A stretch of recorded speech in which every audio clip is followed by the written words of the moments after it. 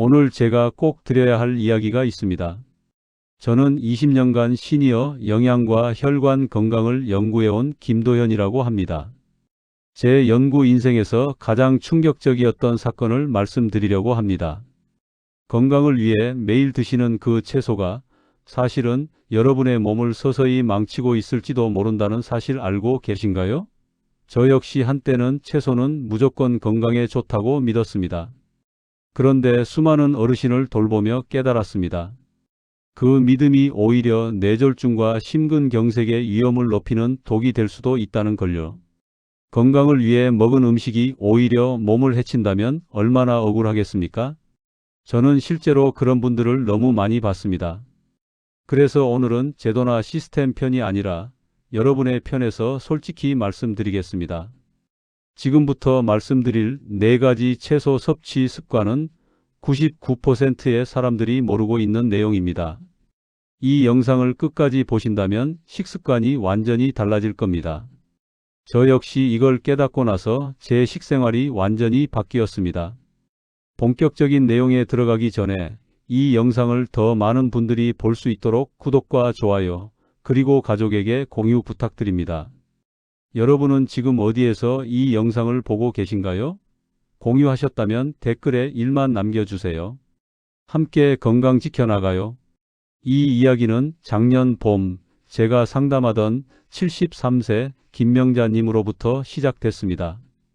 명자님은 건강에 정말 신경을 많이 쓰시는 분이었습니다.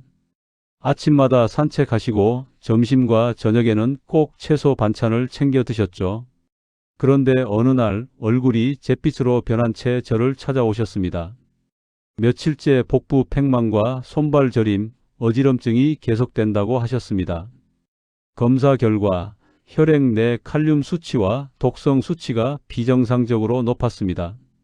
원인은 뜻밖에도 생으로 드신 가지와 쑥갓이었습니다. 그동안 건강식으로 믿고 드셨던 채소가 오히려 혈관을 자극해 혈류순환을 방해하고 뇌졸중 위험까지 높이고 있었던 거죠. 이후 명자님은 제가 알려드린 대로 채소를 조리해서 드시기 시작했습니다. 한 달 뒤 복부 팽만이 사라지고 손발 저림도 멈췄습니다. 채소가 이렇게 위험할 수도 있군요. 박사님, 이제는 꼭 익혀서 먹겠습니다라는 그 말이 아직도 기억에 남습니다. 오늘 이 영상에서 말씀드릴 내용은 여러분의 식생활 관리 방식을 완전히 바꿀 수 있는 중요한 지혜입니다. 이 이야기를 끝까지 듣고 실천하셔야만 진정한 변화를 경험할 수 있습니다. 끝까지 보지 않으시면 가장 중요한 실천법을 놓치게 됩니다. 혹시 아직 구독과 좋아요를 누르지 않으셨다면 지금 바로 눌러주세요. 이 채널은 여러분의 건강한 노년을 응원합니다. 끝까지 보시면 왜 지금 당장 여러분의 작은 습관을 바꿔야 하는지 분명하게 깨닫게 되실 겁니다. 마지막에 나올 단 하나의 습관이 모든 것을 바꿀 수 있습니다. 여러분의 식습관을 바꾸는 작은 실천만으로도 충분히 일어날 수 있는 일이죠. 그래서 이제는 우리 일상에서 뇌졸중과 직접 연결되는 채소 섭취 습관들을 하나씩 짚어보겠습니다. 가지를 생으로 먹는 습관부터 말씀드리겠습니다. 가지에는 솔라닌이라는 천연 독성 물질이 들어 있습니다. 이게 무슨 말이냐면 감자 싹에 있는 그 독성 성분과 같은 계열이라는 거예요. 한국식품연구원 보고에 따르면 솔라닌은 생으로 섭취할 경우 장 점막을 자극하고 혈류 내 염증을 증가시킨다고 합니다. 특히 문제가 되는 건 여름철 가지입니다. 날씨가 더우면 가지 속 솔라닌 농도가 더 높아지거든요. 그래서 여름에 생가지를 먹으면 더 위험합니다. 겨울 가지도 안전하지 않지만 여름 가지는 특히 조심하셔야 해요. 제가 만났던 67세 박순자님 이야기를 해드릴게요. 순자님은 생가지 샐러드를 즐겨 드시던 분이셨습니다. 싱싱한 게 좋다고 생각하셨던 거죠. 그런데 어느 날 갑자기 구토와 두통을 겪으시면서 응급 상황까지 가셨습니다. 다행히 빨리 대처해서 큰 문제는 없었지만 정말 위험한 순간이었습니다. 순자님은 그 일 이후로 가지를 볼 때마다 무섭다고 하시더라고요. 가지는 반드시 70도 이상에서 5분 이상 익혀서 드셔야 합니다. 전자레인지보다는 찜통이나 프라이팬으로 가열하는 게 훨씬 안전합니다. 열을 가하면 솔라닌이 대부분 분해되거든요. 찜통에 쪄서 양념장에 묻혀 드시면 맛도 좋고 안전합니다. 기름에 볶아도 좋고요. 여러분은 혹시 가지를 샐러드에 넣어 드신 적 있으신가요? 있으시다면 오늘부터 꼭 익혀 드시길 바랍니다. 다음으로 토란을 맨손으로 손질하는 습관입니다. 토란 껍질에는 옥살산 칼슘이라는 성분이 있어요. 이게 피부에 닿으면 따갑고 가려운 건 물론이고 체내에 쌓이면 신장 손상까지 유발할 수 있습니다. 서울대 식품영양학 연구팀은 옥살산이 체내 칼슘 결합을 방해해서 뼈 건강에도 악영향을 준다고 밝혔습니다. 옥살산은 신장의 결석을 만들기도 합니다. 특히 신장 기능이 약한 분들은 더 조심하셔야 해요. 토란 한두 번 맨손으로 만졌다고 당장 큰일 나는 건 아니지만 반복되면 문제가 생깁니다. 70세 이영숙님은 맨손으로 토란을 깎다가 손이 퉁퉁 붓고 통증이 심해서 며칠간 고생하셨습니다. 한번 붓기 시작하면 가라앉는데 시간이 꽤 걸리거든요. 영숙님은 추석 때 토란국 끓이시려다 그런 일을 겪으셨어요. 명절 음식 준비하시느라 바쁜데 손까지 부어서 정말 힘드셨다고 하시더라고요. 토란 손질할 때는 반드시 장갑을 착용하시고 식초물에 10분 정도 담갔다가 삶으세요. 식초가 옥살산을 중화시켜 주거든요. 여기서 중요한 건 삶은 첫 물은 반드시 버리셔야 한다는 겁니다. 그 물에 독성이 녹아 있거든요. 그 물로 국을 끓이면 절대 안 됩니다. 혹시 토란탕 끓이실 때 장갑 꼭 끼고 계신가요? 안 끼셨다면 오늘부터 꼭 챙기세요. 그 다음은 고사리를 불충분하게 데치는 습관입니다. 고사리에는 푸타킬로사이드라는 발암 물질이 존재합니다. 이름이 어렵죠? 쉽게 말하면 암을 유발할 수 있는 독성 성분이라는 겁니다. 일본 국립암센터 연구에 따르면 제대로 삶지 않은 고사리를 장기간 섭취한 지역에서 방광암 발생률이 유의미하게 높았다고 합니다. 그 연구를 보면 고사리를 자주 먹는 산간 지역 주민들의 암 발병률이 다른 지역보다 2배 이상 높았어요. 물론 고사리만의 문제는 아니겠지만 제대로 처리하지 않은 고사리가 큰 영향을 미쳤다는 게 연구팀의 결론이었습니다. 65세 최민호님은 봄에 직접 뜯어온 생고사리를 살짝만 데쳐서 무쳐 드시곤 하셨어요. 자연 그대로가 좋다고 생각하셨던 거죠. 그런데 먹고 나서 구토와 어지럼증을 호소하셨습니다. 검사해 보니 체내 독성 수치가 올라가 있더라고요. 민호님은 산행을 좋아하셔서 봄마다 고사리를 직접 캐오셨는데 그게 독이 될 줄은 몰랐다고 하셨습니다. 고사리는 반드시 끓는 물에 15분 이상 삶으셔야 합니다. 그리고 하루 동안 찬물에 담가 두시면서 물을 자주 갈아주세요.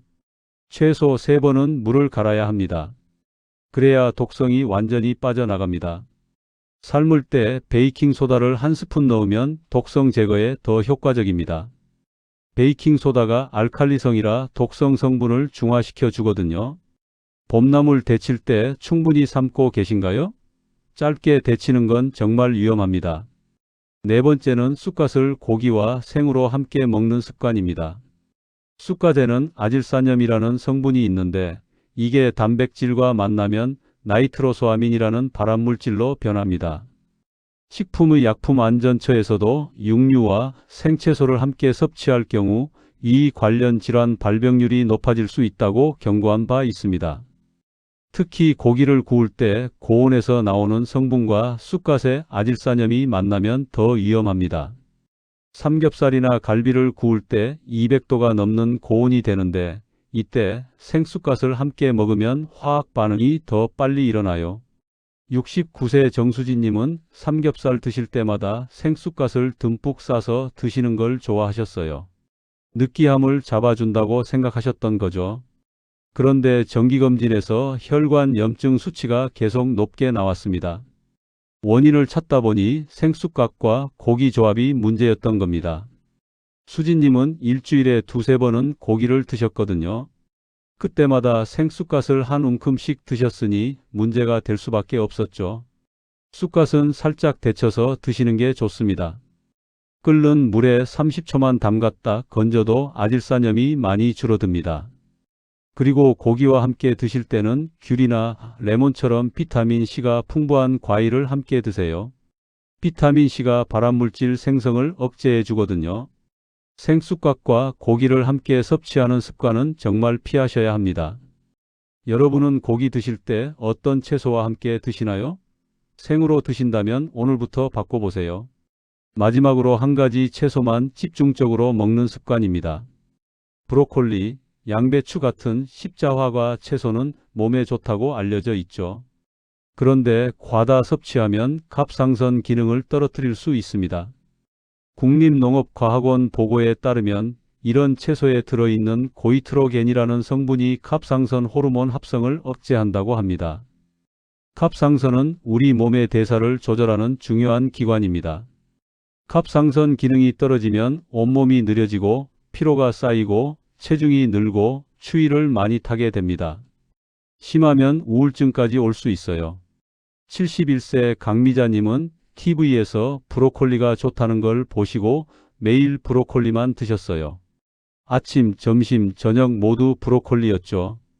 그런데 몇 달 후부터 이상한 피로감과 체중 증가를 호소하셨습니다. 검사 결과 갑상선 기능이 저하되어 있었습니다.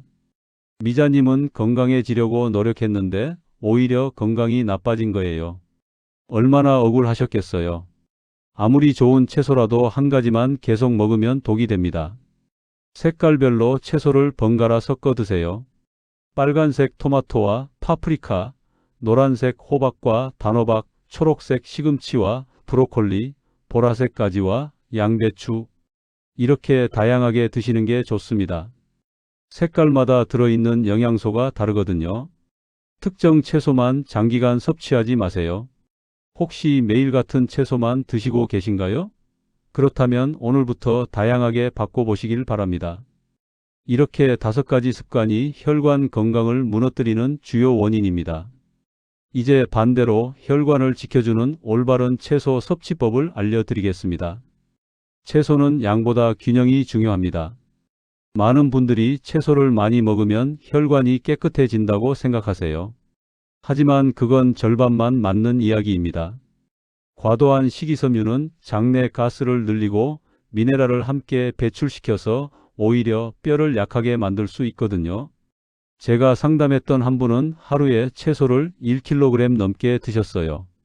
건강해지려고 그러신 건데 오히려 배가 더부룩하고 소화가 안 되신다고 하시더라고요.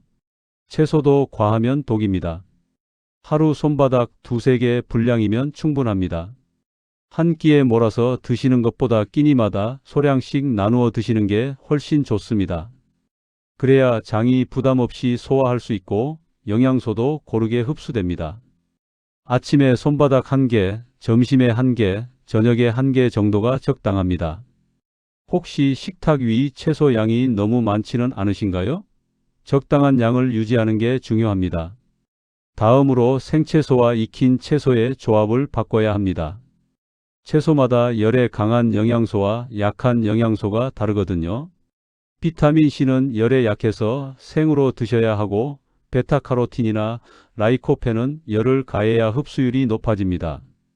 예를 들어 당근과 토마토는 기름에 볶아서 드세요. 그러면 베타카로틴과 라이코펜이 기름에 녹아서 흡수가 잘 됩니다. 생당근보다 익힌 당근이 영양소 흡수율이 5배나 높다는 연구 결과도 있어요. 반대로 파프리카나 양상추는 생으로 드시는 게 좋습니다. 비타민C를 그대로 섭취할 수 있거든요. 브로콜리는 좀 특별합니다. 살짝만 데쳐서 드시는 게 가장 좋아요. 너무 오래 익히면 영양소가 파괴되고 생으로 먹으면 소화가 안 됩니다. 끓는 물에 2분에서 3분 정도 데치는 게 딱 적당합니다. 여러분은 어떤 채소를 익혀 드시고 어떤 채소를 생으로 드시나요? 이 원칙만 기억하셔도 영양소 흡수율이 크게 달라집니다. 같은 채소를 먹어도 조리법에 따라 효과가 완전히 달라지는 거죠.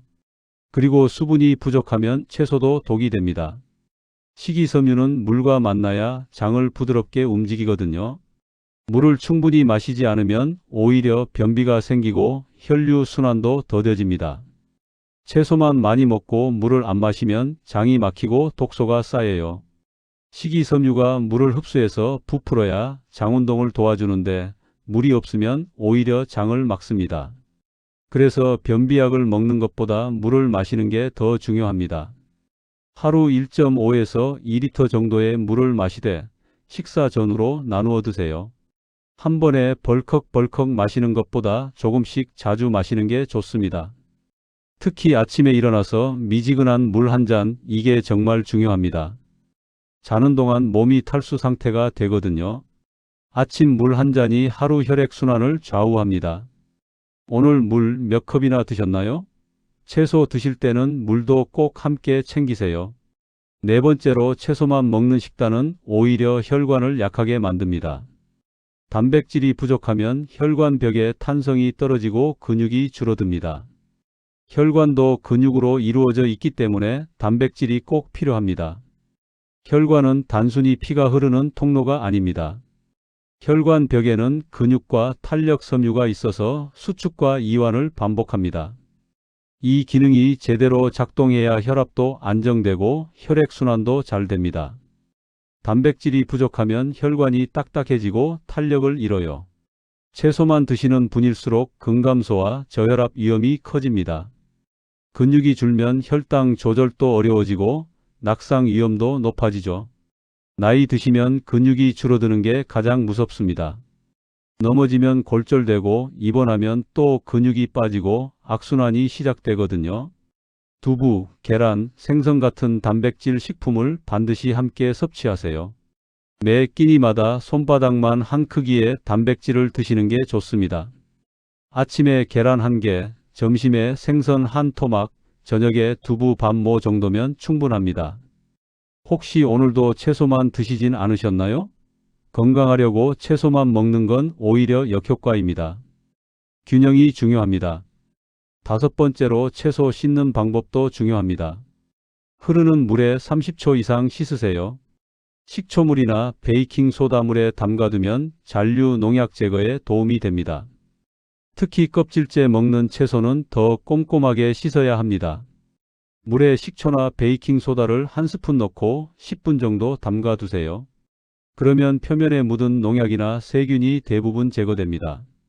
하지만 너무 오래 담가두면 수용성 비타민이 빠져나가니까 10분을 넘기지 마세요. 씻은 후에는 물기를 충분히 털어내고 보관하셔야 세균 번식을 막을 수 있습니다.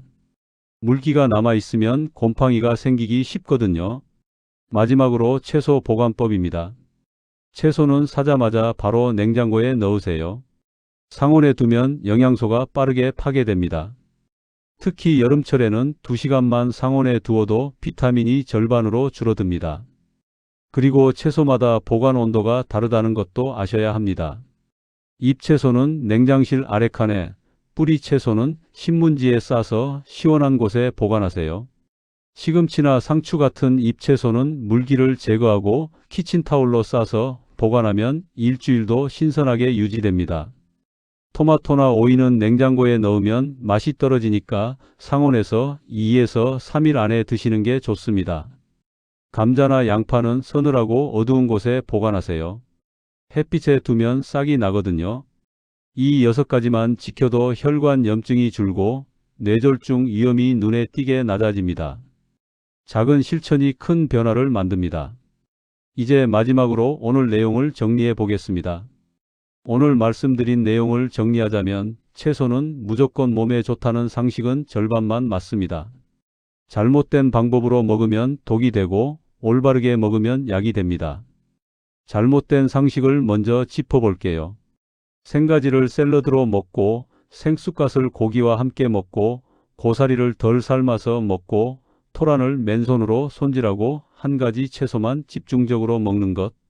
이 모든 게 혈관을 망치는 지름길입니다. 그렇다면 올바른 관리는 무엇일까요? 채소는 70도 이상에서 충분히 익혀서 드세요. 색깔별로 다양한 채소를 번갈아 드세요. 단백질과 균형 있게 섭취하세요. 물을 충분히 마시세요. 생채소와 익힌 채소를 적절히 조합하세요. 잘못 관리했을 때 어떤 일이 생기는지 아시죠? 혈관 염증이 쌓이고 혈류가 막히고 뇌졸중 위험이 높아집니다. 손발 저림, 어지럼증, 복부 팽만 같은 증상이 나타나고 심하면 응급 상황까지 갈 수 있습니다. 반대로 제대로 관리했을 때는 어떤 효과가 있을까요? 혈관이 깨끗해지고 혈액순환이 원활해지고 뇌에 산소와 영양이 충분히 공급됩니다. 피로감이 줄고 혈압이 안정되고 전반적인 건강 상태가 좋아집니다. 그리고 무엇보다 뇌졸중 같은 큰 질환을 예방할 수 있습니다. 오늘 당장 실천할 수 있는 단 하나를 꼽자면 채소를 익혀서 다양하게 균형 있게 먹기입니다. 이것만 기억하셔도 충분합니다. 오늘 저녁부터 바로 시작해 보세요. 가지는 꼭 익히고 토라는 장갑 끼고 손질하고 고사리는 충분히 삶고 쑥갓은 데쳐서 드시고 한 가지 채소만 먹지 마세요. 작은 습관 하나가 평생의 건강을 좌우합니다. 건강은 하루아침에 만들어지는 게 아니라 매일의 작은 실천이 쌓여서 만들어지는 겁니다. 오늘 하루도 건강하게, 내일은 더 건강하게 지내시길 바랍니다. 오늘 내용이 도움이 되셨다면 구독과 좋아요, 그리고 가족과 친구에게 공유 꼭 부탁드립니다. 특히 연세 드신 부모님이나 어르신들께 이 영상을 보여드리세요. 여러분의 작은 관심이 소중한 분들의 건강을 지킬 수 있습니다. 공유하신 분들은 댓글에 1만 남겨주세요. 그 한 글자가 누군가의 생명을 지킬 수도 있습니다. 건강한 하루 보내세요. 감사합니다.